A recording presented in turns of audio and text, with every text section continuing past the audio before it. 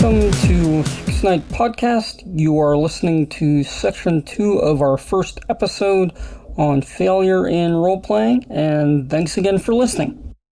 Like, what are you making people roll for? Like, when is it worth bringing out the dice as opposed to, like, in that scenario, if the information that the players need in order for the scenario to work is in that book, then why would we be rolling dice to find the book, right? Totally. You know, like, if the consequence of failing a roll is something that will break the game. Like, an example I was talking to somebody a while ago about was, you know, the players are traveling down a road in a fantasy world, and there's an ambush. The orcs shoot crossbows at them from the bushes, and you roll the dice, and the orc rolls a critical hit, and the mage is dead. The player didn't have an action to do. They didn't die because they did something wrong. They didn't fail a dice roll. You roll the dice, you know, on your side of the table, and the dice say he took twice the damage that he has hit points, and now he's dead. So now you may play in a game where that's just sort of the assumed thing. Like, well, you could die at any time, and that's just how it works. But a lot of players feel kind of cheated at that, right? Like, the GM rolls dice and just declares you just fucking died. But the answer, again, I think, is think carefully about what are the consequences of this dice roll, and are those consequences ones that are not welcome in my game?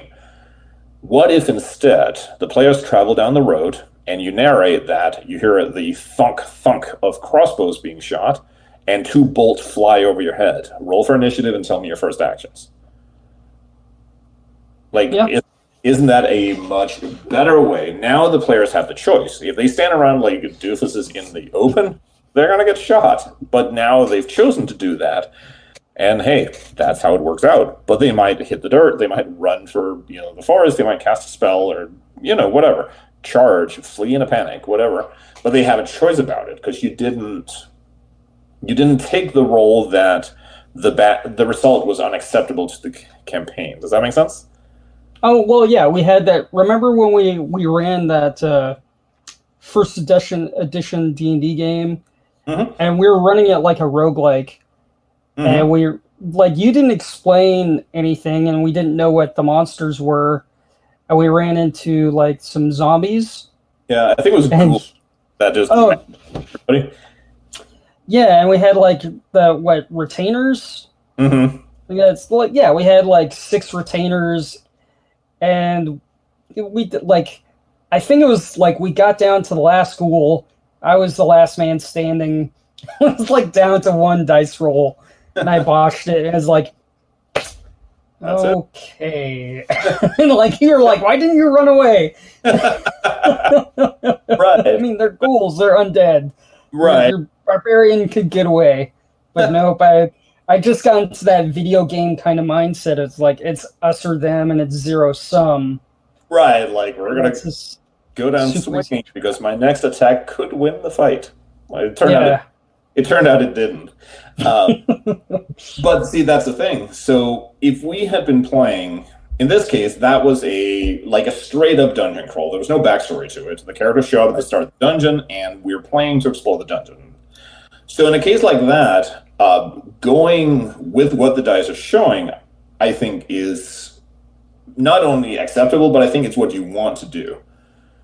Like, it's almost a board game at that point, right? Like, we're trying to make it to the end or make it to the bottom room or whatever lies at the end of the dungeon, or maybe we're just playing to play. What kind of weird stuff do we see? Do we get eaten by an ogre? Do we find a magic sword? Whereas if that's not the point of the game, let's say that had been part of a long campaign, and this is a side thing that we're doing on the way because the main campaign is about, you know, protecting the kingdom from an invasion. Mm-hmm. So we're doing a side thing because these ruins happen to be there, or maybe we've heard that there's supposed to be an item at the bottom of the ruin that could help us in our fight. So the game isn't really about this dungeon, it's just a thing that happens, you know. Mm-hmm. Does that change what we're doing? Do we want to, if everyone at the table is excited about this game, we're going to phase off against the evil emperor, and we're going to gather up troops and we're going to do all this cool stuff. And now we're all getting ganked by a pack of ghouls. You know, is there a point there where either the GM should stop for a minute and say, you guys are going to be toast. Do you want to bail on this? Or do you have ice in your stomach and say, okay, this fight is where the campaign ends, right? We were definitely playing with the ice. Or I was. I was stoked. I was totally stoked on the, like, all right, man, it's me or him. Let's see what happens. Right. But I knew beforehand that, you know, we could get wiped out at any point. That was very clear. Yeah, it was stood up front that this was going to be, you know, playing for keeps. Like Dustin that we were playing with was constantly suspecting, like, treacherous traps, you know, just like old school GM style, which is fun to indulge in, but it was understood in advance that this is the kind of game it's going to be. Yep. D&D where the chests can eat you, doors can eat you. That's so hilarious. So yeah, the world's totally against you. I love that stuff. Right. I remember when we were playing Rollmaster, my character had no armor on, and we had to fight a whole bunch of like villagers that were attacking us because some stupid plan. And I spent the entire fight terrified because one lucky hit would result in my character being stunned, and then it would just be, you know, like headshot by like 1,000 peasants with sticks and asparagus. You know, so it became one of those, like, that had nothing to do with what we were doing, but it became this like really tense moment because like the stakes were high and we had no healing in the group, and one wrong poke would lead to, you know, like, it could level the character. So I think if you have like high stakes in your game, you get those moments, but in that case you also have to like be true to the dice. Like, you roll the dice. Like, I'm a strong believer that as a GM, you don't have to roll, but if you do, like, you should stick with what happens. Like, the dice are part of the drama, right? Yeah, absolutely. But I just kind of wonder. So let's say you have a situation where you can't lose, and so you just have the game master narrate through a situation, or just kind of like narrate a few steps. I guess, like, how can players interact with that? Let's say you have a game master that's just going too far with that, and they decide they want to make it more about narrative, and so you have a lot of situations where the players really aren't supposed to lose. Like, how can the players get involved in that and change that up a bit and make it interactive so it just doesn't become with the thing where, like, yeah, we got character sheets, but we're listening to this dude's story or girl's story? Well, so I think that could work in two ways. One that's good and one that's bad. And I think you got the bad one pretty well. I'm going to cheat first and not answer the question, then I'll try to answer it. But I'm going to cheat by saying that to make that work well, to me, that means that the game is about something different. Like, if we've sat down and we've said that we're going to play a game about, like, Game of Thrones style, like, political machinations at court, and the game is going to be positioning and negotiating and diplomacy and backstabbing. In that case, if that's what everyone came to the table agreeing to play, right? Like, this is the game I present to you in the group, and everyone is like, okay, yeah, that sounds cool, we'll do it. Then I think you can, for stuff that isn't important, in that game, how knight number 2 fights knight number 4 isn't interesting. Because that's not what we're here for. So if you and, like, a bunch of guards go down to kill, you know, some random NPCs, I think the GM can look at that and say, okay, you have the drop on them, you have troops, and they don't, you kill them. Now, what do you do with it? Because that's not what the game is about. The game is about is you now going and rubbing in the face of your enemy that one of their allies is mysteriously dead. And I hope that doesn't happen to you, my friend. Right? Right. So, but I think, of course, you can get caught in it. Like you say, sometimes this happens. I think can often be a rookie GM mistake. You have in your head magnificent story, and you know all the cool stuff you planned. You have an ice castle full of dragons. You have a magical airship. There's going to be an extra dimensional rift. It's going to be amazing. And the players just decided that they're going to get a boat and they're going to sail to a different continent to get away from all these people. So you start scrambling to get them back on track, or you're just worn out. You've had 3 battles this session, and they just picked a fight again. Some bears in the forest, and you were just saying there were bears because it was part of like the narration to make it seem alive, and now they're chasing down those bears with a lance to fight them, and you're just done. Like, your pizza is cold, you want to die. This is the worst night of your game, and it's like, okay, you just killed the bears. Like, can we please? But I think in both of those cases, those are moments where the answer isn't in game. I think the answer is out of. I think you need to stop and say, hey guys, this game is going way off track from what I thought was going to happen. Or you can even be honest and say, hey, I didn't plan for any of this. You guys want to delve into this place? I don't have a map for it. I don't have anything planned. Let's regroup and figure out what's going to happen. And I think the players should not be afraid to. I think there's a lot of times where the GM sort of gets like sectioned off, like you're not even part of the group, which is of course silly because you're eating pizza together, right? Right. But I think the players have to like have the courage to reach out and say, hey, like we just went through like 3 encounters where you just told us what happened.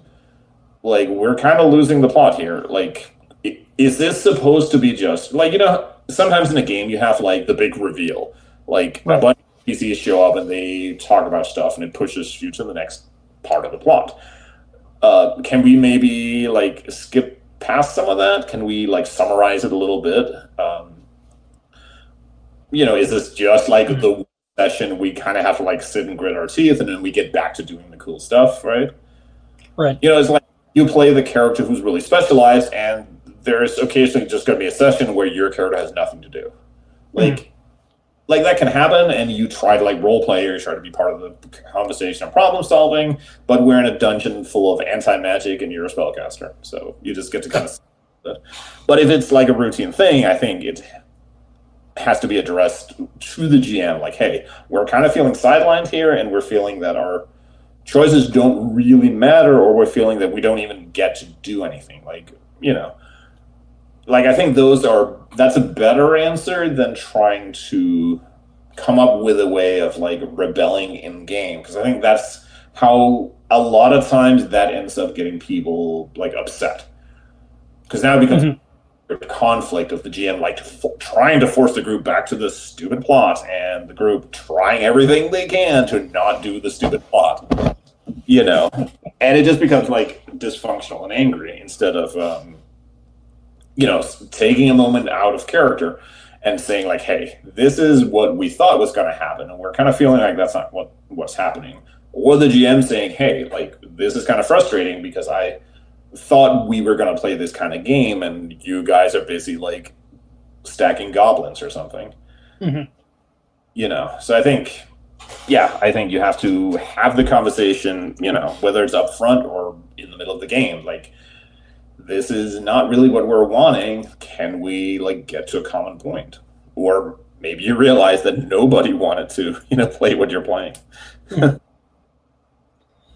I like I've always said it as a game master, like, or one of my rules is like, if people are really kind of breaking the scenario, like, present them with a huge threat, or just if it gets too bad, just kill the character. Which isn't very nice, I guess, but that depends on the like, I guess almost like the social contract, right? Like, a group where that's okay, like you can die at any point and you roll up a new guy. It's a chance to play like that scout ranger type you always wanted. Or are you in a group where it's kind of understood that you don't, like, that's not an outcome the group wants? Does that make sense? For sure. Well, that's why I think, like, if it's an outcome that the group doesn't want, where, like, I don't like, so, like, the kind of, like, more narrative-oriented comic book hero type of player characters where they're going to get through everything. Like, I think just presenting that large enough threat where it's like, hey, if you guys keep meddling with this thing, it's just going to go get worse. And we might break the social contract. Right, or you make the consequence something different. Because I think, and again, this is sort of the D&D effect. There's often, I think, this idea that the only outcome is that you win or you die. Mm-hmm. But in reality, that's not always the case. You know, there's a lot of other ways even an armed confrontation could go. Like the adventuring party phases off with the bandits. Well, at the end of it, you might have surrendered. You might have run away. You might have bargained with them. You might have offered a bribe. The two groups may call a truce because they're both better, but neither can get the upper hand, right? Or a consequence could be, like, let's say we're playing a superhero game, and it's explicitly comic book style, and it's an assumption that the heroes don't die, and at the end of it, they will win in some form. That's the two sort of ground rules we've set building this campaign. Mm-hmm. So we fight the bad guys' minions, and we have a big dramatic battle on top of a skyscraper. And we know we're not going to die. If you run out of whatever hit points or you fail your save or whatever, you just get knocked out. Yeah. Mm-hmm. Well, in that case, what if the stake has nothing to do with that? Because if I'm the GM, I can't set that as the stakes. You know, I threaten you that your character will die, and thus make this seem dramatic. But I can threaten something else. What is the fight about? Does the bad guy have hostages, and you have to defeat them in a certain amount of time before the hostage is blown up with the skyscraper?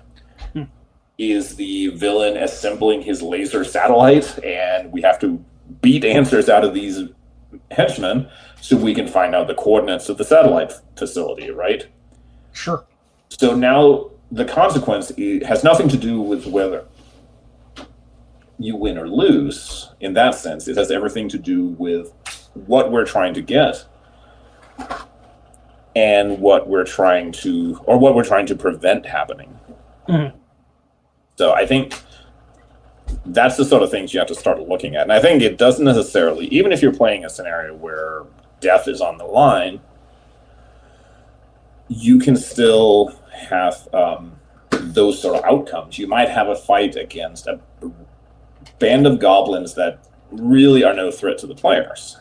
However, while you are scrabbling with them every round that takes, the villain has more time to cast the spells to fortify his fortress that you're going to be storming. So that's I like that idea of multiple things going on at once, and they don't always interact.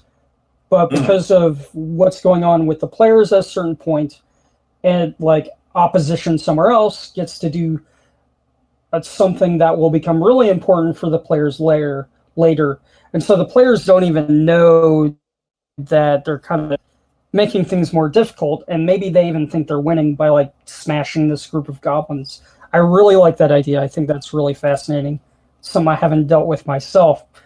But yeah, it's creating kind of false victory that turns out to just be kind of a delaying action or whatever. And then you've got this huge problem that is presented because they decided to chase off some minor nuisance, make it a big deal, totally kicking butt, but at the end of the day or actually losing because they decided to become power mongers or whatever. Or you realize that we should have taken this encounter more seriously. Maybe we were saving our resources because we didn't want to burn them on just some goblins, but it turns out that, we should have taken the encounter seriously. So yeah, you suddenly, I think it helps make the world feel more alive and more complicated. In a recent game I played, I made a habit of always presenting 2 or 3 different things to the group that needed doing in the world. And the assumption was that they had time to do one of them, and the other 2 things would be done by other people who were around in the world, but they would be done less successfully and slower. So they always had this a running series of different challenges to deal with and try to catch up on. And they had to pick and prioritize. And sometimes they made, I guess, objectively the right choice, and sometimes there wasn't a right choice, or it wasn't set up in advance to be a right choice. It's just about, like, there's 4 of us and we're going to go do this thing. And now that means that the villain who was plotting something had time to carry out their plot, but now you've made allies somewhere else and the world is more interesting, right? Totally. So one of the things I like that came up a little earlier is like having the characters that can't die, and so you have them like let's say like I like the idea of having an non-lethal resolution where the bad guy wins. Let's say they like instead of stabbing your character, they just smack him over the head and knock him out. So how would you present that to the players while making it seem like a dire situation, but kind of hinting at the fact that it's not the end, that they aren't just like going into a dungeon for 20 years, never like that the story will continue and hinting at this idea that like this has to happen, or that you could set it up multiple ways. Like at some point you set up an encounter where the players will probably lose. When they lose, they're going to get captured and not killed. And so you can, like, I guess, how do you kind of have them fail but move forward with the adventure and not set it up to where it's not like they want to just rip their character sheets up and walk away? Yeah, that's a really interesting question, because you're going to get, if the players feel that they are in a scenario that is meant for them to lose, I think Lars had like spite and desperation set in. Like, we're fight it out, and we're going to do everything possible. And it can end up becoming kind of forced, right? Right. So it's very easy to get yourself in a situation where if you play through it like blow by blow, then you might end up with a lot of like really angry players because they feel they got railroaded into something, or they feel like they spent an hour in a fight that, that was just kind of a waste because no matter what we did, we were going to get, trundled. Yeah. And I think if you're going to like go through with emotions on that, I think there's a couple of things you need to do as a GM. I think you need to have established in the game world that things like surrendering and being captured is something that happens. Like you might put an early mission is to go bust out a friendly superhero who's been captured by the ninja organization. So, or you might have villains that surrender to people. To establish that this is something that A, happens in the game world, and B, if they surrender to you and don't get massacred, it seeds the idea that this can work the other way. So I think that's the thing you have to do. This concludes Section 2 of Episode 1 of our podcast. Again, we greatly appreciate everyone listening, and I'm sure Ivan would appreciate it even more if our listeners could take a moment, if you haven't already, and go check out Nordic Weasel Games over at wargamervault.com, and have a great day or evening.